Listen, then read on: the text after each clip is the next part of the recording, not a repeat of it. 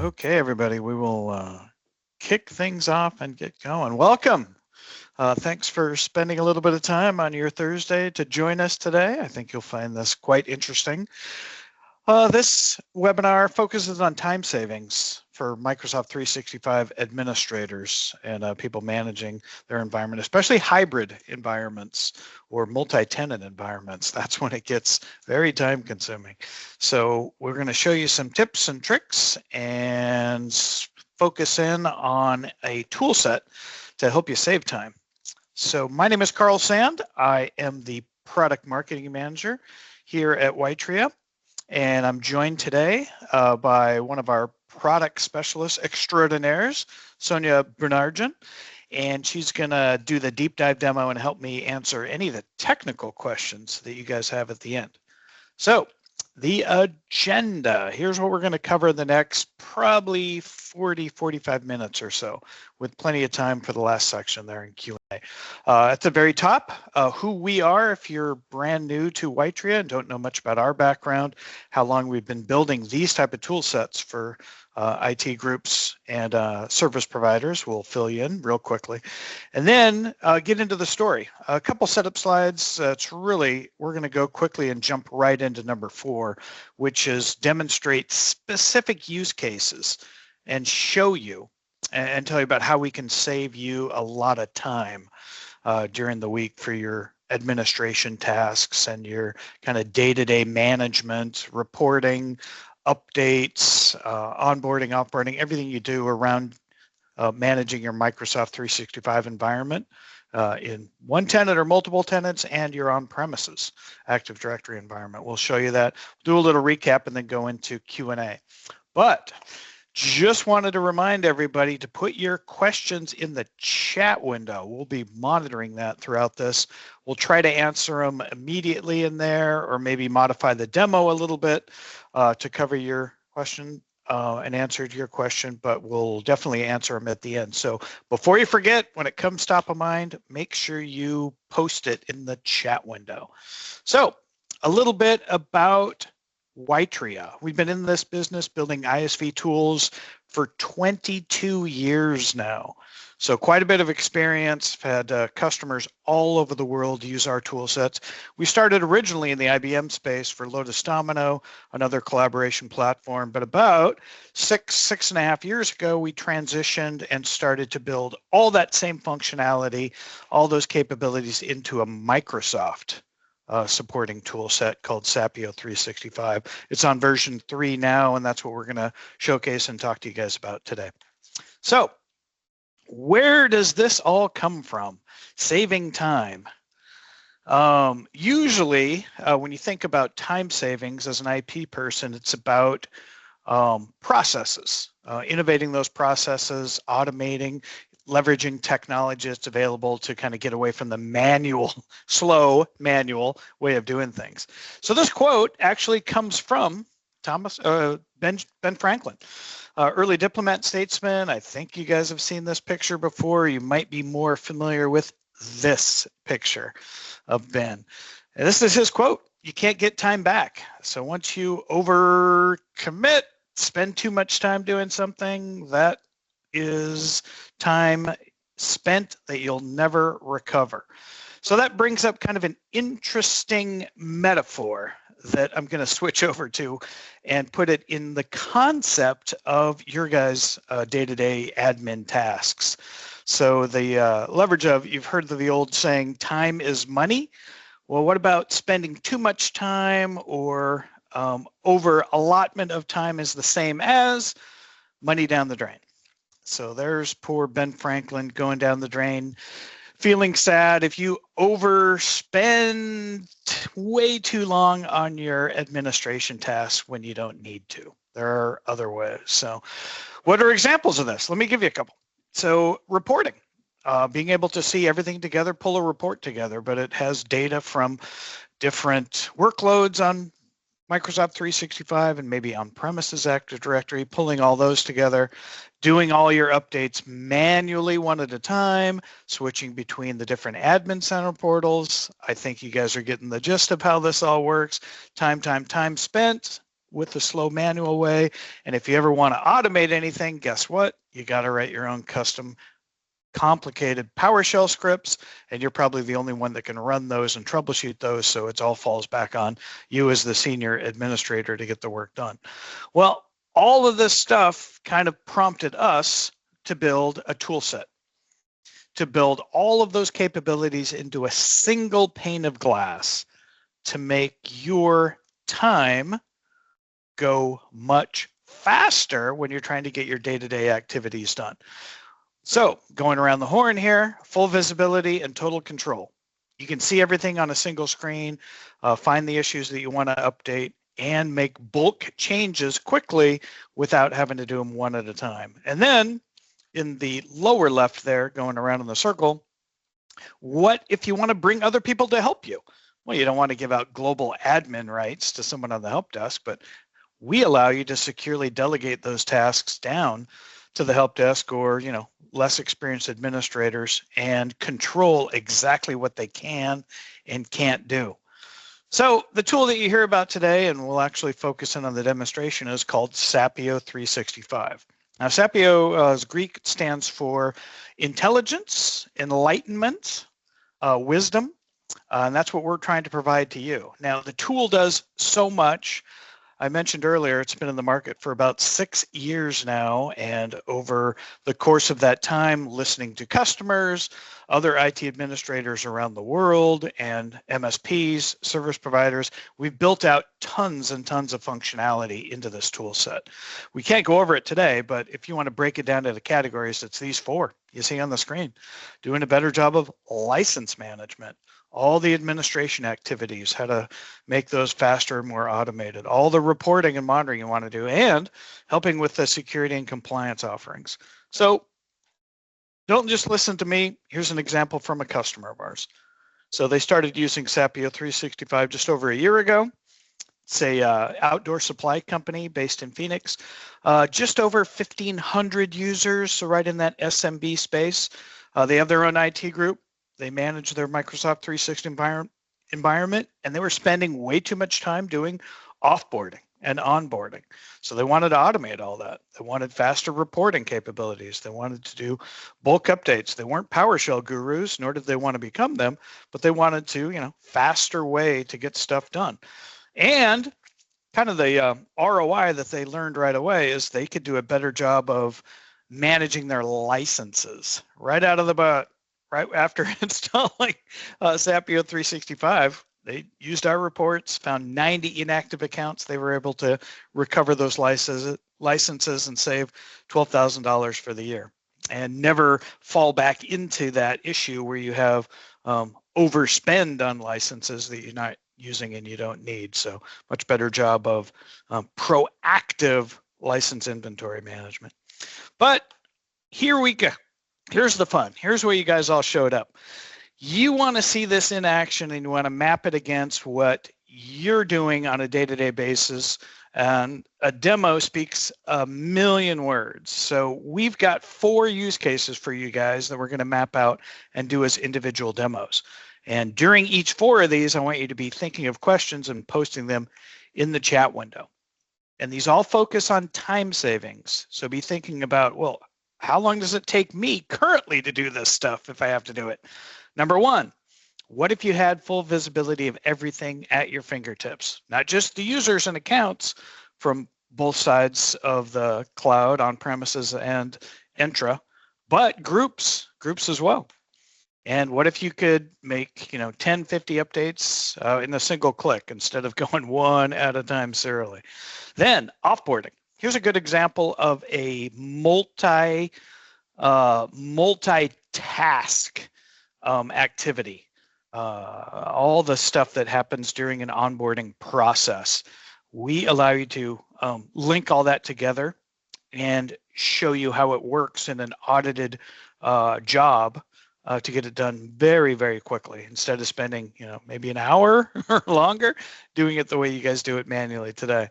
Then kind of an interesting one, putting whipped cream and a cherry on top, we're going to show you how having a solution like ours allows you to dive even deeper into the content that's stored out there in your Microsoft 365 environment.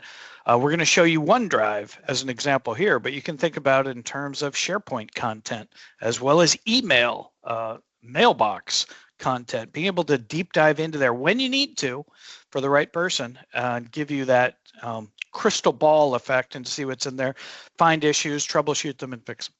So I am going to hand the baton over to Sonia, and she's going to kick off a demo of the first of these use cases, all about leveraging full visibility in a single pane of glass to manage your environment, find the stuff that you need to fix, and easily create custom reports and even export them to Excel or schedule them if you want the reports to run on a regular basis. Okay. Sonia, I'm going to hand it over to you. Thank you, Carl. All right, so I'm sharing my screen. Hopefully you see it. I do. All right, great. All right, so what you see in front of you is SAP BO 365, and it's worth mentioning that SAP BO 365 is a desktop application, which means that the data that comes from your tenant is retrieved by the application and stays between you and the application. None of your data goes to our servers. So this is all very secure. And in fact, when you connect to your tenant, it goes through Microsoft Authentication and everything else you have.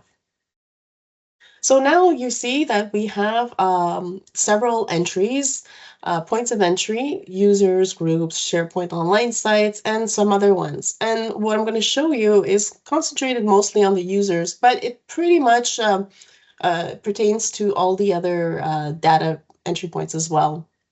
So if we get our list of users, you see that we have our list of users here, and there's no pagination whatsoever. It doesn't matter what is the volume, everything will be retrieved. And it will be retrieved from Entra, all the data from Entra, meaning the users and their attributes. And we're not talking about just the attributes that you see in your active users view in the portal, but you also have some other types of properties like the mailbox type of information, whether it's a shared mailbox, if there's MFA registered information in there, some other ones, if they have like how much OneDrive storage they've got and what is being used. And even because this tenant is a hybrid Active Directory, it has a hybrid Active Directory that's syncing from on-prem. We also get the on-prem fields as well. So I've loaded up the on-prem information and it's reconciled it, and you get to see exactly what you're dealing with. And you can see here, you've got several fields, available. It just lets you know. And hey, you can add anything you wish. So for example, if we're going to look at, let's say, activity, the inactivity of users is a big question about license management, right? So you've got the sign in, the last sign in from Entra, which is this field over here. This column gives you this information. But on-prem, you also have the equivalent, which is the last logon. So if I gather this one, the last logon date, it adds it to the view. So now that I have this information here, I can basically compare those two views together. And in fact, I can do some extra modifications to my information. For example, I can remove the on-prem accounts because I don't really care about those. I can also remove the blocked ones. Okay. So now we're dealing with only the allowed ones and the synced and in cloud ones. In fact, I can do several analysis, and I have done it previously. And let's save some time and just use that view that I've saved. Basically, the configuration of all those filters and columns that I want to really look at. So let me share this with you.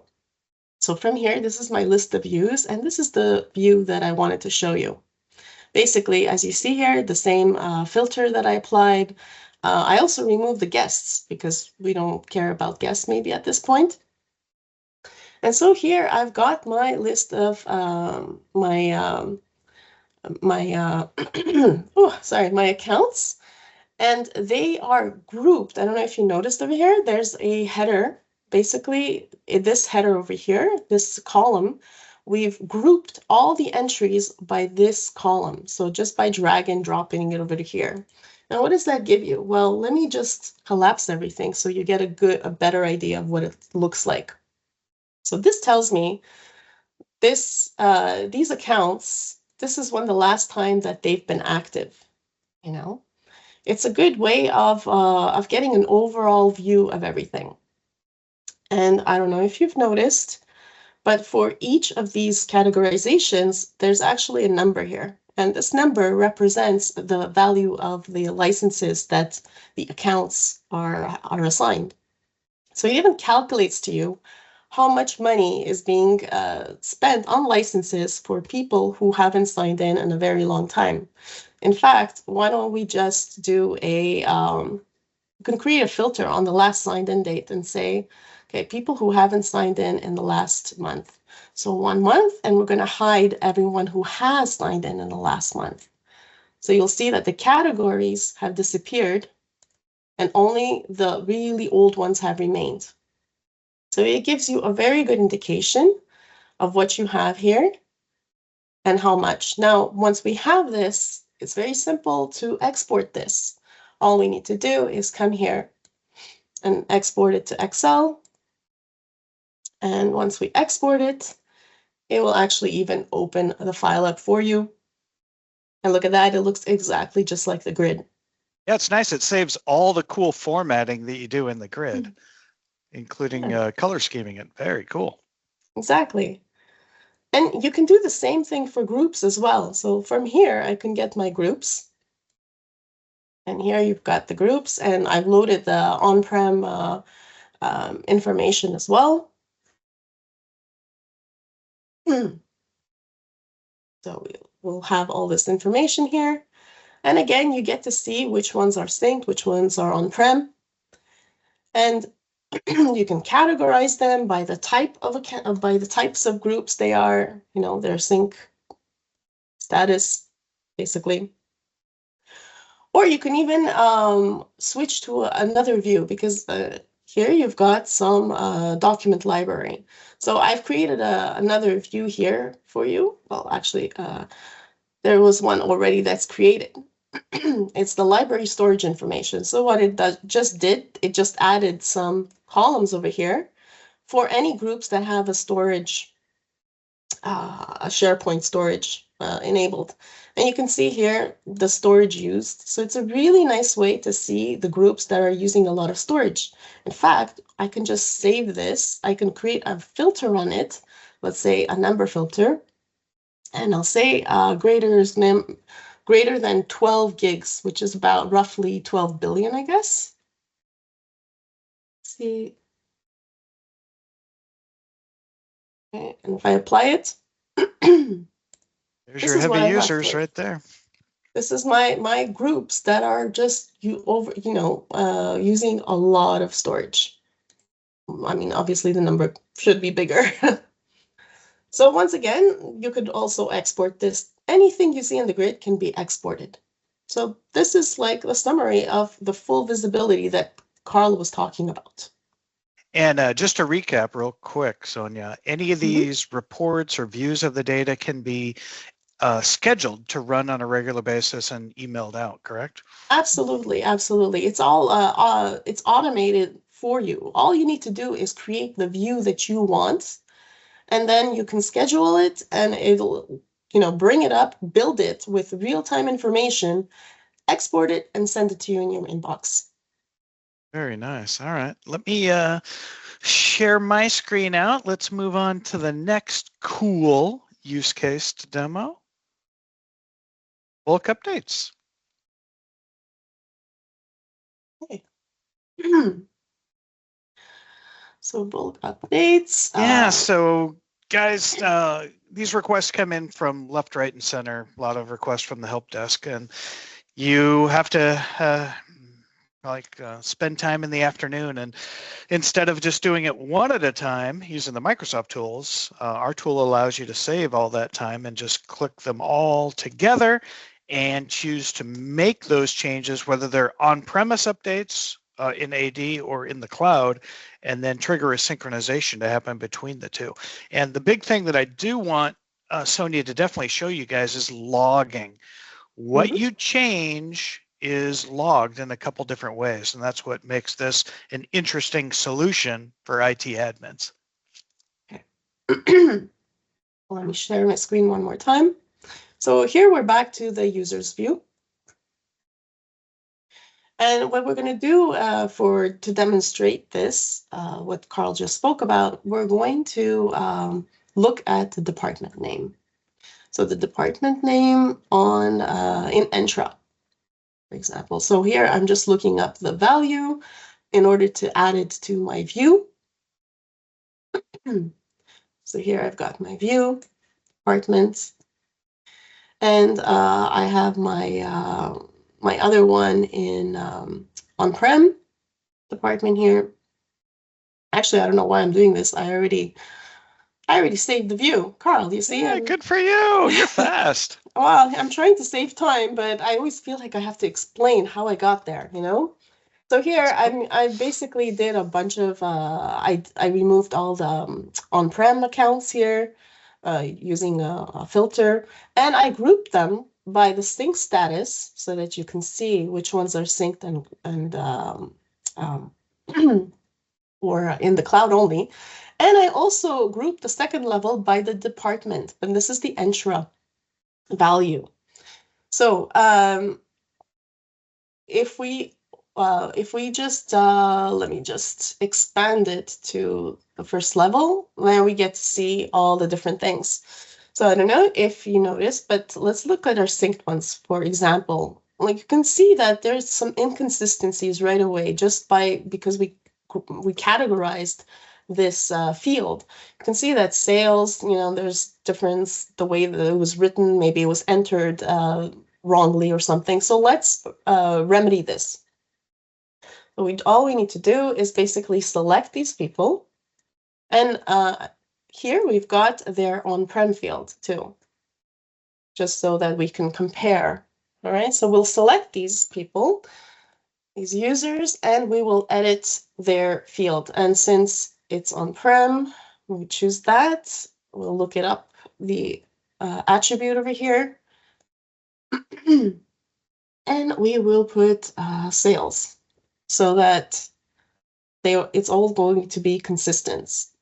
So what happens here in SAP 365, whenever you apply a change, you always get a preview of what's going to happen before you actually commit that change. And we help you to do this by giving you, by putting a little mark next to the entries where it's going to change. And we even show you the new value so that you can review your changes. And you can change your mind at any time. Just do the, click this button over here on the undo. Otherwise, let's select all of them, because I like to be a little bit, in security. So I'll do save selected. Excuse me. All right, so now we see that everything was saved. Okay, however, these categories remain because what we did, we saved on-prem. So what we're going to do is we're going to force sync it. We don't have to wait that half an hour. So that reaches out to the on-premises server running the sync process and kicks it off, right? Exactly, because we've put in the parameters for that connection. So now if I refresh my Entra data, well, look at that. The categories have disappeared, and all those entries, all those user accounts are now under the correct sales. Consistency. How is that for Exactly. spring cleaning? So can you hop over real quick and show the logging feature? So, yeah, exactly. So everything you do in SAP 365 is basically logged.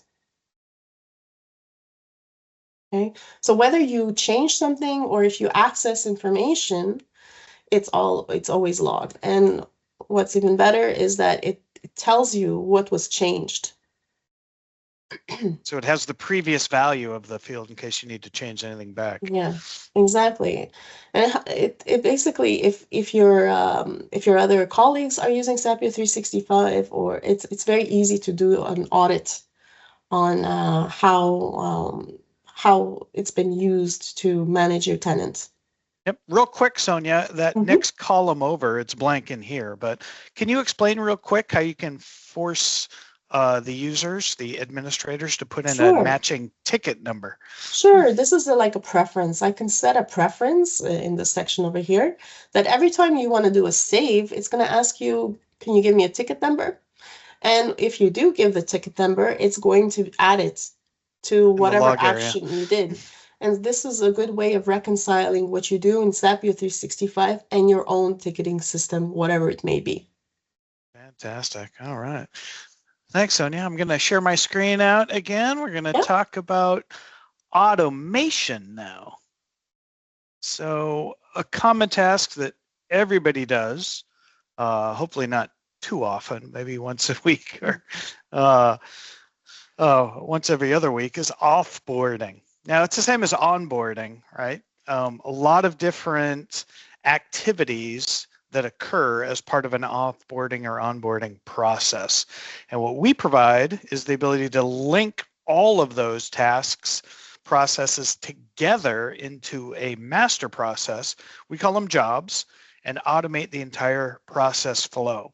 And at the very end, it logs everything, brings up a spreadsheet that Sonia will show you and tells you exactly what got changed to which accounts, which groups got updated, licenses removed, mailbox changes, all that stuff, as well as, once again, logging in the system with the possibility of putting associated help desk tickets with it. So this is a major time savings activity here through the use of a cool tool set like Sapio 365. Take it away, Sonia, and show them how this works. This is coolest.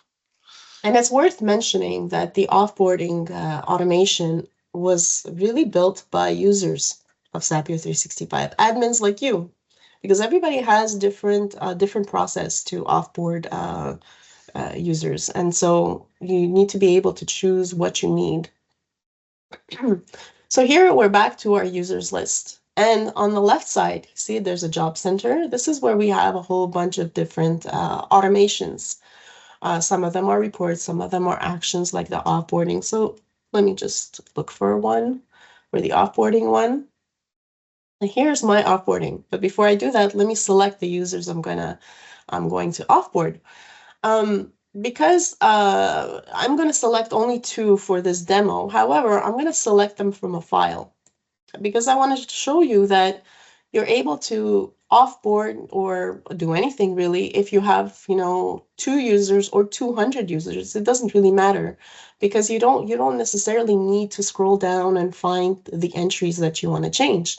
I'm just using a regular Excel sheet over here, and I'm going to use their email and map to the username. So this is the column that's going to use. So this request could come in to the help desk via like a request from HR and say, hey, these 5 contractors are no longer with the company. Their contract has expired. Can you remove them? And just give you the spreadsheet and then you run with it. Yeah.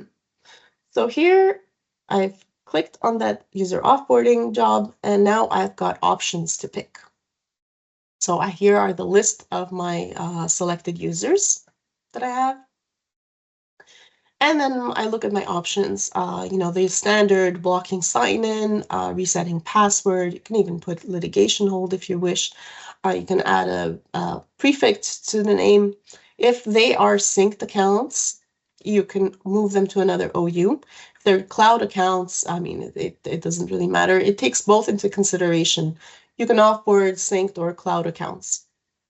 Managers, you can assign a manager if they don't have one, or just overwrite their manager, convert them to a shared mailbox. That's always a very popular option.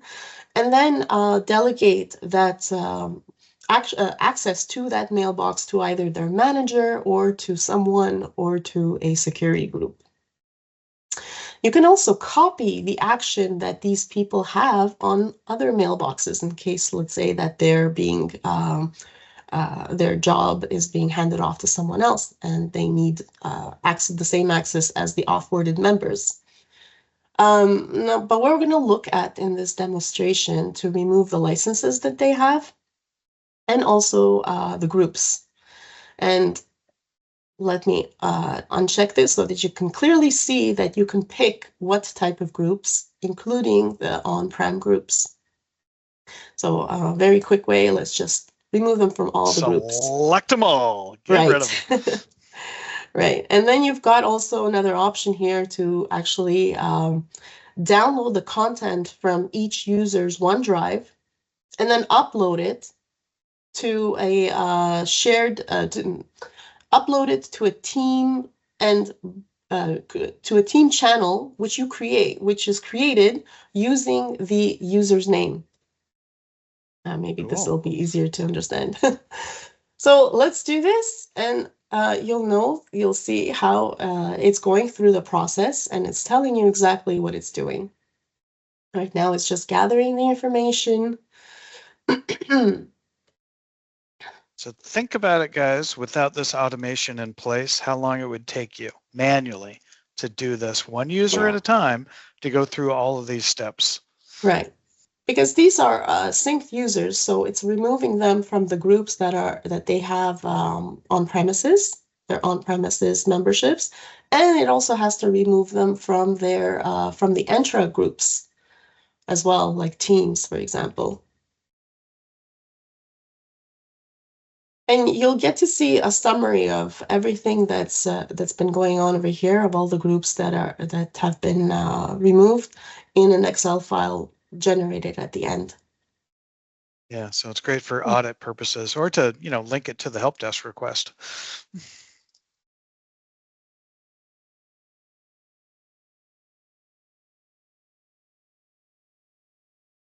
So of course, keep in mind, if you do this on several users, it'll take a bit of time. You can go grab lunch or something or do something else. But it will run unattended, right? Yeah. You can walk away, come back and wait to this screen. Woohoo! Yeah, so this is just a summary of what was done. And then you'll have the Excel file opening up, telling you exactly what was done. So here you've got the licenses, the different types of licenses that were removed, and the on-prem groups that were removed, and the intra groups that were removed from each user. And we'll look at what was changed here. I believe this was like the password reset. I think it even saves the new password. There's the password in case you need it. Very cool. Yeah. So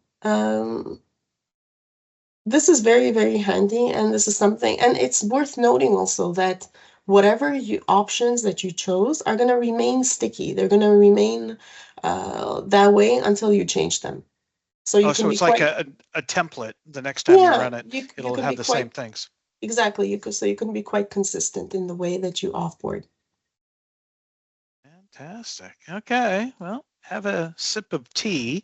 Thank you. I'm going to switch over and we're going to talk about the last one.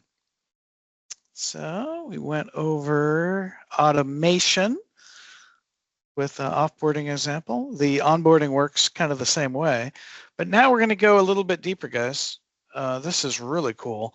Being able to go to that second level or bottom level of where the actual content exists in your Microsoft 365 environment. And one of these content examples is OneDrive, of course, people sharing files out there and being able to keep track and do analytics or investigations on the security compliance issues around sharing content outside the company and spotlight any stuff that's out of compliance and not only find it or analyze it, report on it, find it, but also make updates to fix it.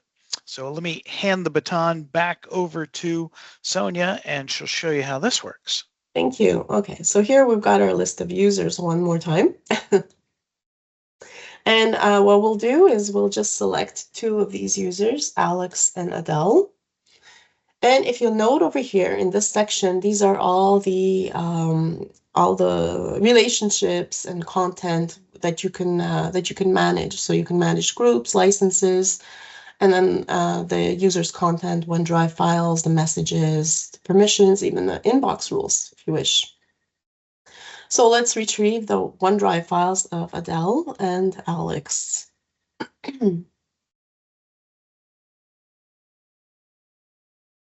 And once we do this, you can see that it's shown to you in a hierarchical view. So you have the folders and the files within each folder. You basically see a great deal more than if you were to go through OneDrive itself, the application. So once you have Adele's and Alex's files here, you want to know how they were shared. Well, there's a column here that basically tells you if they're private or if they've been shared already. So what we'll do is we'll do a quick filter. We'll remove the private ones. You can see it's a bit messy, this hierarchical view. So what we'll do is we'll put it into a flat view. We still see who the OneDrive belongs to here in this column. And we even have the path, where it is in terms of folder path. And so these are the files that were shared, and we'll select them and load their permissions. And Here by comes loading the magic. Yeah, but by loading the permissions, you get to see how they've been shared and with whom. So we've added some extra information in the grid here in drive item permissions. And this is a really neat thing. And even to make things even more interesting, I'm going to add another column here.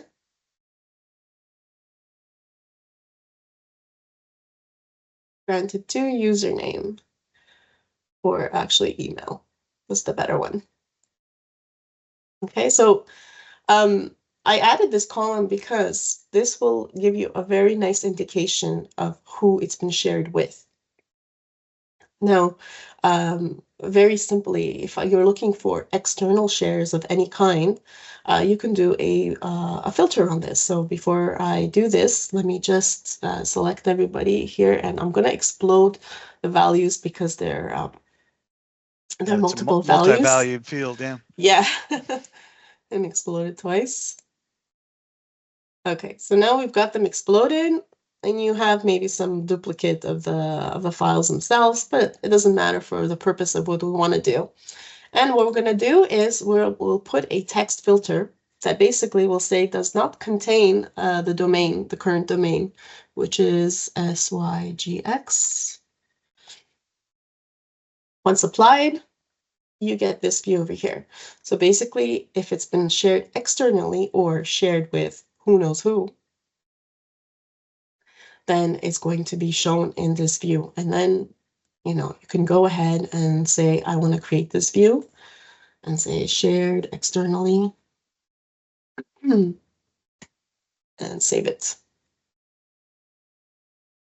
So that the next time, all you need to do is click on, select it from this list, or even run a report on it. Now, to go even further, now that we have all this information, why don't we do a categorization by the share type to see how they've been shared? So you can see how you've got some anonymous links, you've got some internal links, specific links, and direct ones. I mean, you can select them all and basically delete the permissions. Doesn't touch the actual document itself. You're just deleting these specific permissions, the permissions that these people have to those documents. Right. And so once if you have a this, security compliance rule that no one's allowed to share anonymously files outside the company, you can just find those and fix them. Exactly. And once again, here you get to see a preview of what you're going to save before you actually save it. the deletion of this. Very cool. So doing this manually would take hours to dive in and figure out. Okay, thanks, Sonia. This is great. Let me share my screen out again. Guys, we'll do a little recap here and on to Q&A. Okay, now remember, this whole webinar was about time saving, so I want you guys to think about that. And what we've heard from our customers that have been using this tool for a while now, about 2 to 5 hours every week per administrator in time savings. So, and that comes from, first of all, better custom reporting, being able to see everything combined together, pull in any one of, 250 some attributes, organize it, filter it, sort it, categorize it, and if you need to, export it to Excel. And then second big time savings, which is huge, is automation. Automate those tasks and do bulk updates for like offboarding or onboarding in a batch mode.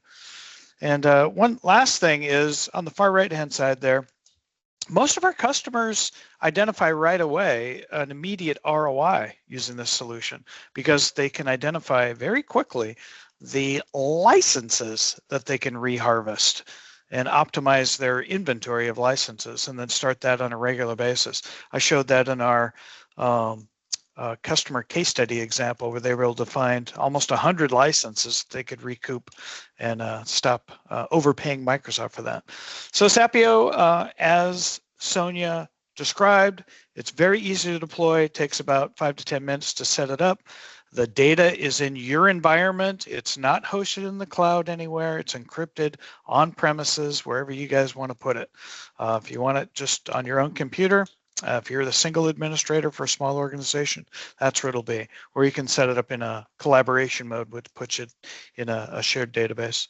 And it's a very simple user interface to get the feel of and go through and use it on a regular basis to update all of your activities and tasks. So next steps, we'd love to have you guys try it out. If you're interested, we have a guided trial we can set you up for, or if you want to meet and talk about the security architecture of the solution before you start the trial or how to optimize your environment, please reach out to us either via email or up on our website. Sonia, are there any questions that have come up? I don't see any. That we did a good job of answering them ahead of time. Well, just for the recording, for those folks that are going to pass this recording around, these are some of the common questions that we always get.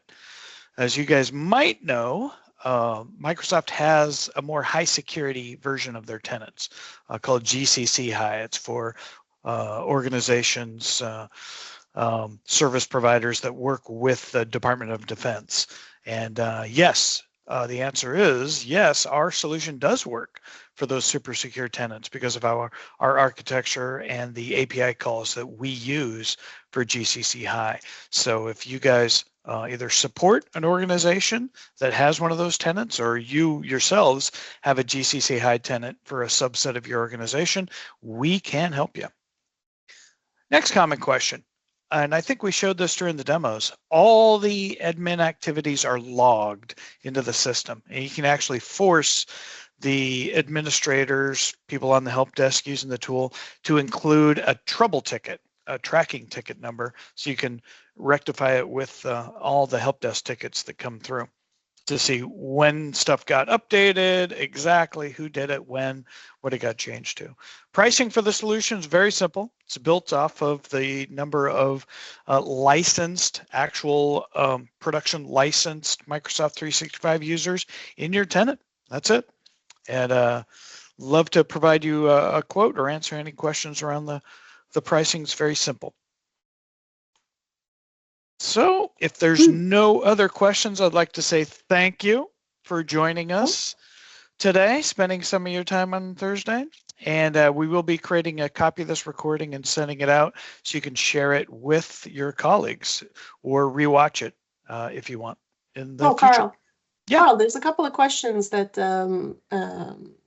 Eric is answering in the chat, but we can just talk about that. Sure. Yeah, What are they? so the custom views, for sure, when you create a custom view, it's your view, but there is a possibility that you can share it so that your colleagues don't have to build that exact view anymore. They can just take the one that you've shared with them. And That's good it in saves collaboration everybody mode. a Yeah. lot of saves everybody a lot of time this way. Good one. And another question about the licenses, the costs. Yeah, right. Because in the first demo, I showed that there was a cost involved for each license unit. Yes, this cost is something that you can set. We will do provide like a default value, as we say, but you can set it because everybody pays a different price for Microsoft licenses. Just how life is. Yep. Fantastic. And then in those custom views, it totals up those prices. You can make it a dollar value and Yeah, export it, which allows you to, if you sort that by department, set up your own chargeback accounting, absolutely. which we used to do in IT. All right, good one. And that was the last of the online questions? That's correct. Yes. Fantastic. Well, thank you, Sonia. Thanks, everybody, for joining us today. Hope you have a good rest of your week and a fabulous weekend coming up.